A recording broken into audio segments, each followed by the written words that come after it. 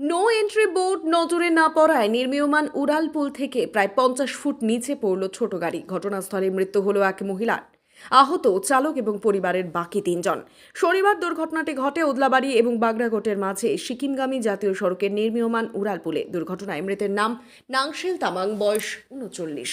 গাড়ির চালক নেহাল ছেত্রী জানান, এদিন মিরিকের বাসিন্দা পবন তামাং, তার স্ত্রী নাংশেল তামাং, মেয়ে ইয়াংকি এবং ছেলে ইয়াংডেংকে নিয়ে পবন তামাংয়ের শ্বশুরবাড়ি কালিম্পং জেলার চারকোল গ্রাম থেকে মিরিকের উদ্দেশ্যে রওনা হয়েছিল।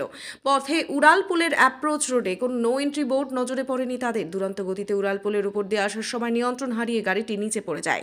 স্থানীয়রা ছুটে এসে তাদের উদ্ধার কাজে হাত লাগান। ওদলাবাড়ি গ্রামীণ হাসপাতালে নিয়ে যাওয়া হয়। সেখানে কর্তব্যরত চিকিৎসক নাংশেল তামাংকে মৃত বলে ঘোষণা করে।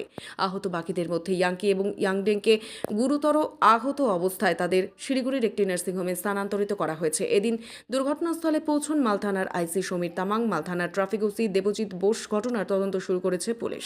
ব্যুরো রিপোর্ট, ৮ প্রহর। এমএসের পাশে টার্নিংয়ে দাঁড়িয়েছিলাম, একটা গাড়ি ডিবস্তি নদীতে না আসার পরে ডাইরেক্ট চলে আসে পোল দিয়ে। আসার পরে গাড়িটা জাম্পিং করে পেছনে পড়ে গাড়িটা অনেকদিন পাল্টে গিয়ে চলে গেল, রেল লাইনের পাশে পড়ে গেল গাড়ি উপর থেকে জাম্পিং। কি রাস্তা ছিল না? রাস্তা ছিল না, কোনো রাস্তা নেই, নো এন্ট্রি ছিল না? না কোনো ছিল না। গাড়িতে ছিল 4 জন টোটাল ফ্যামিলি। একজন মারা গেছে। একজন মারা গেল আর 3 জন জীবিত আছে, খুব ভালো আছে।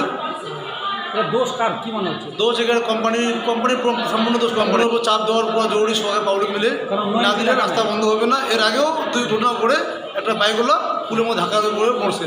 ওদেরকে এত বলার পরও ওরা রাস্তা কোনো ব্যবস্থা করতেছে না। রাস্তা ওরা খুলে রেখে দিয়েছে, কে মরবে। এখন থেকে যদি কোম্পানিকে বলা হচ্ছে এই রাস্তা ঠিক মতন বন্ধ করা হয়। আমার নাম এমডি নাসির,